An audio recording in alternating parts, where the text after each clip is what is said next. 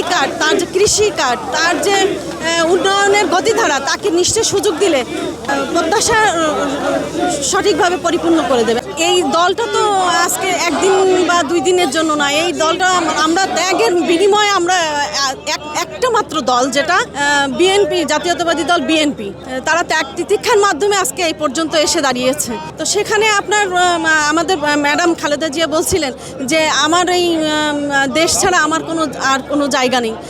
শহীদ জিয়ার তার অবদান আছে।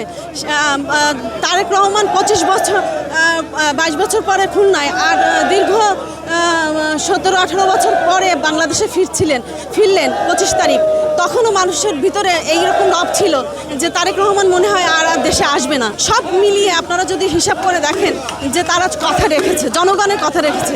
আমি আশাবাদী যে তারেক রহমান তার যে ফ্যামিলি কার্ড, তার যে কৃষি কার্ড, তার যে উন্নয়নের গতিধারা, তাকে নিশ্চয় সুযোগ দিলে তিনি আমাদের প্রত্যাশা সঠিকভাবে পরিপূর্ণ করে দেবে।